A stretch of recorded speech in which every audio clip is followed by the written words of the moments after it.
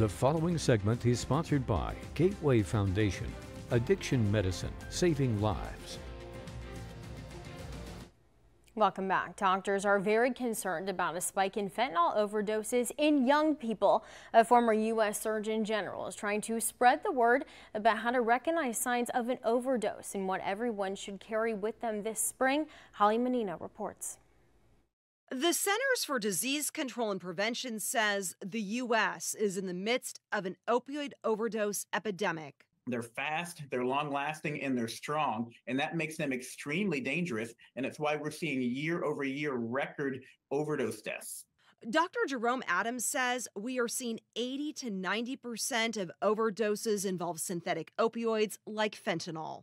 So anything that's coming in the form of a pill, a powder, or a crystal could have fentanyl contamination and lead to an opioid overdose, even though the user had no intention of taking an opioid. Madeline Hilliard is an emergency medical technician and overdose prevention educator. When I was a college student myself, we saw about a dozen overdoses on my campus in 1 year, and the last of those was a friend of mine. So as a student of neuroscience and recently at the time becoming an emergency medical technician, I saw that these overdoses were preventable. Madeline founded Team Awareness Combating Overdose, or TACO for short.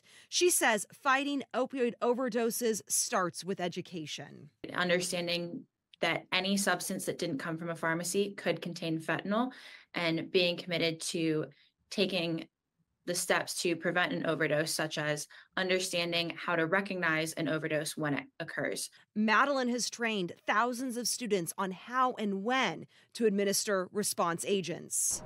By being able to see that someone is overdosing if they are breathing slowly, they're unconscious, they have pinpoint pupils, that's the time that you need to call 911 and be ready to administer a reversal agent like OPV or nasal naloxone, which are easy to use, small, can be carried with someone regardless of whether or not that person themselves uses drugs. Doctors say time is brain. The sooner an overdose can be reversed, the brain can be saved from any permanent damage. Holly Menino, Como News. And for more information on treatment options for you or a loved one, head over to our website, foxillinois.com, and click the Addicted Illinois tab. Don't miss a video. Subscribe to our YouTube channel today for more Central Illinois news.